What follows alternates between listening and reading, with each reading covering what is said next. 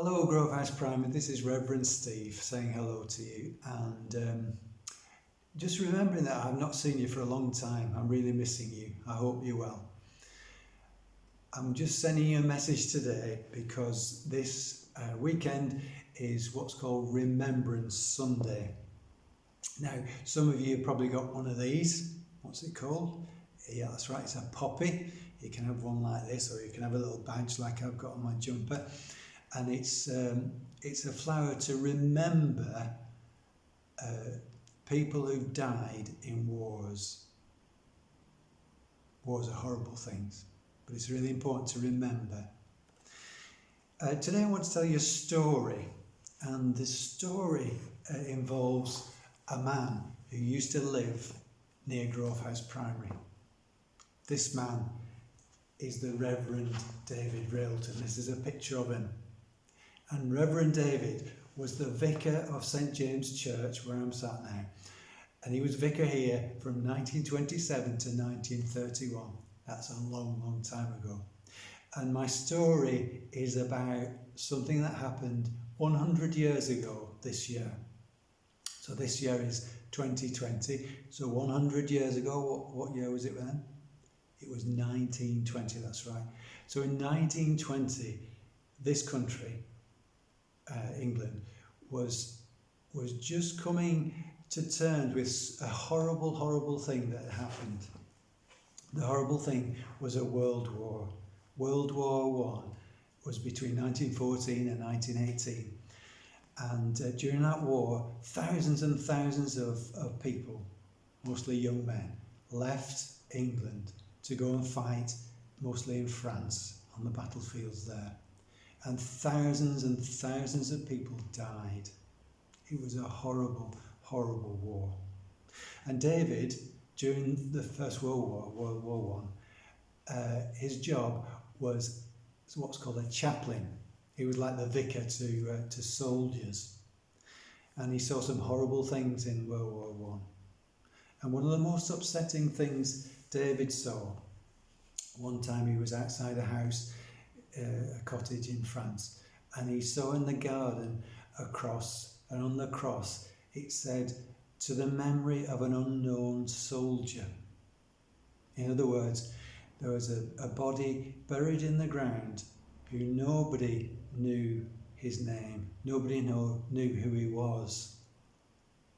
And David had seen lots of graves like these. There was something like 165,000 unknown men who were buried.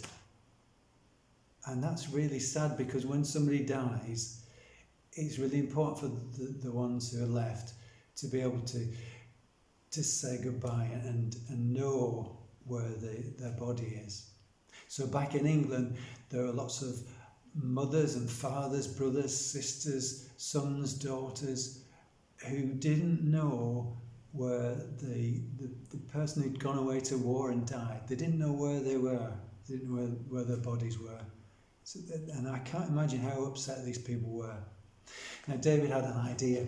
He thought, because people don't know where their loved ones are buried, let's bring home one of the bodies, put it in a coffin, that's a box they put dead people in, and we'll bring the coffin back to London, and we'll put it in a grave in the biggest church in London. That place is called Westminster Abbey.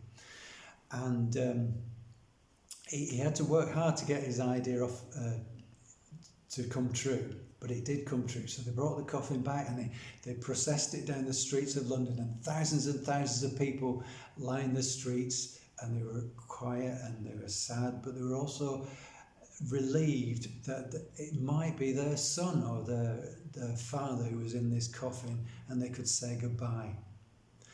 And then the coffin was put in a grave in Westminster Abbey, and then a stone was put on the top, and on the stone was written, "The tomb or the grave of the unknown warrior." And that's still there in Westminster Abbey today.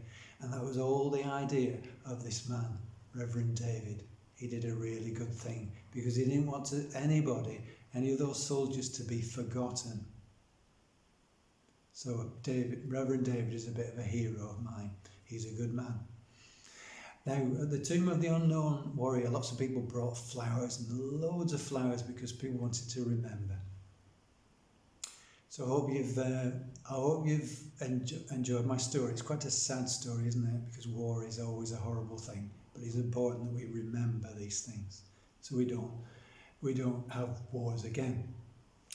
Now, this is called a wreath.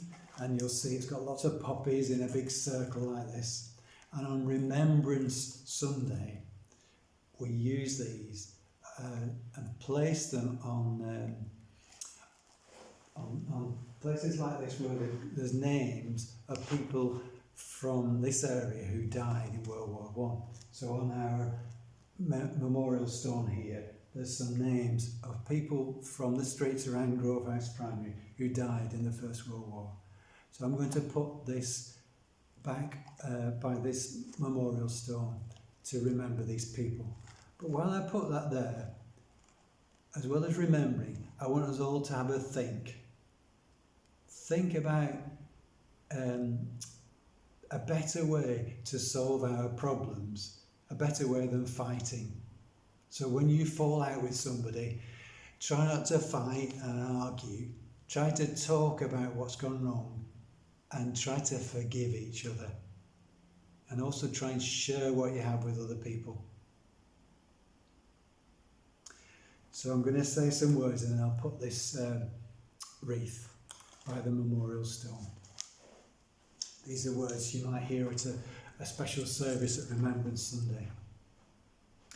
They shall not grow old as we that are left grow old. Age shall not weary them, nor the years condemn. At the going down of the sun and in the morning, we will remember them. We will remember them. So I'm going to put this by the memorial stone, and then we'll just have a little bit of quiet so we can think about the men who died, but also how we can live in a better way, a way of peace and looking after each other.